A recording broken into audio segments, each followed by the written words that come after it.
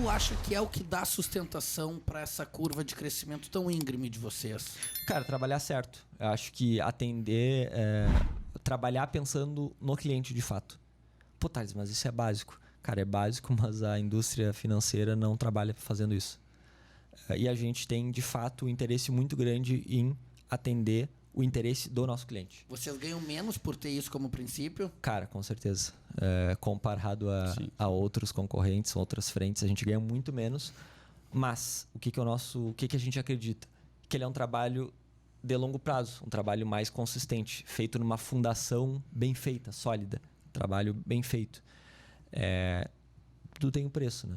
Mas a gente gosta de pagar esse preço, de ganhar menos, digamos assim, mas para fazer o que o nosso cliente espera que a gente faça, né? Então, o que é o ponto de premissa básico? Cara, a gente só vai vender de investimento para o nosso cliente que a gente venderia para nossa mãe. Pô. É uma frase forte isso. Então, isso muda muito a concepção de como que tu vai tocar para cuidar da vida financeira de alguém. A nossa profissão, gosto de fazer sempre comparativo, ela é igual a do médico. Tu concorda que um médico, numa mesa de operação, ele pode matar alguém, sim, certo? Uhum.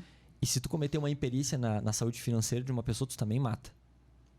Literal, porque pode causar um... Sim, né? sim. Então, a nossa profissão ela tem um peso, uma importância que ela é muito forte. E tu lida com os sonhos das pessoas ali também, total. Né? E isso está ligado à margem de lucro? O quê? Toda essa responsabilidade que vocês têm, isso está ligado a uma oportunidade de uma margem de lucro maior na prestação de serviço de vocês, comparado a outros serviços? Cara, se eu entendi bem, o que eu posso te dizer?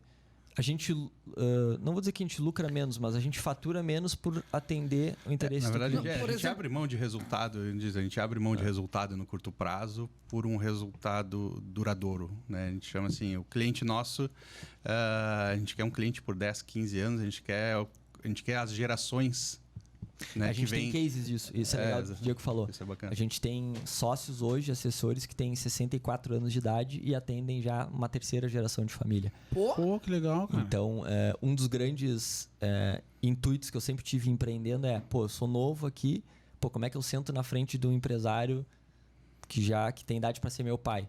Vou me aliar a gente que tem mais experiência. Então, hoje a gente tem uma equipe super sênior com a nossa empresa. Tá, o que eu queria perguntar, na verdade, é o seguinte, é que a gente esteve aqui conversando com o Francisco e a Juliana, eles têm o Los Chapas e os Círculos, vendem hambúrguer e Bauru. A margem de venda, de lucro deles na venda, na teleentrega é 8%. Né? Tá. Mas a responsabilidade de tu fornecer um alimento é super importante também, mas a gente estava falando aqui sobre a responsabilidade que pode matar alguém, uma imperícia na área financeira. Sim. E eu estava querendo saber se, devido a toda essa responsabilidade e cuidado com as aplicações, isso proporciona que vocês tenham uma margem de lucro boa. Cara, mas nem é questão de margem, olha o que eles cresceram nesse tempo. Não, era uma pergunta minha, que eu queria ver se eles falavam alguma coisa de porcentagem de margem de lucro dessa, porque tu ficou falando o tempo todo aqui, né, de quanto vocês foram crescendo e aglomerando mais capital sob o controle de vocês. Isso. E aí eu fico me perguntando assim, como é a remuneração de vocês, assessores dos investimentos? Tá. A margem desse negócio. Se vocês têm 2,2 bi, o cara começa a fazer umas contas, sei lá, mas eu quero saber quanto é que eles ganham. Não é quanto ganham. Eu tava querendo, mas não consegui chegar, mas tá, era esse isso. É um ponto importante. Era pra entender um pouco como é que é a margem de vocês, como vocês cobram os serviços de vocês, legal. Entende? Isso é uma pergunta que acho que ela tem tudo a ver com o início do nosso papo, sobre até um dos motivos do porquê que o Diego saiu do banco e tudo mais. Primeiro que a gente cresceu dessa maneira, mas ninguém fez nada sozinho. Então, acho que o primeiro ponto é isso. Eu não fiz isso sozinho, mesmo que tenha dirigido muito, tendo abrido sedes, morado em várias cidades. Então, tem muita gente por trás disso, várias pessoas que estão construindo esse sonho com a gente. Os próprios clientes, eles são impulsionadores desse sonho nosso, né? Porque confiam na gente, então isso é uma coisa importante de dizer.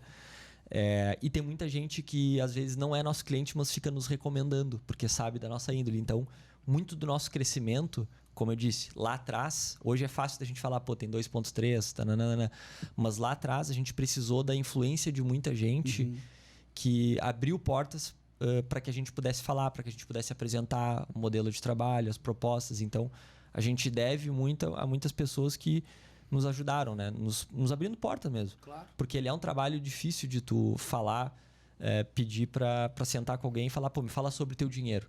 Pô, um baita tabu às vezes, né? O cara, Claro. tá, mas quem é tu para saber do meu dinheiro? É uma coisa que se tu não vem referenciado, o trabalho ele é muito mais difícil.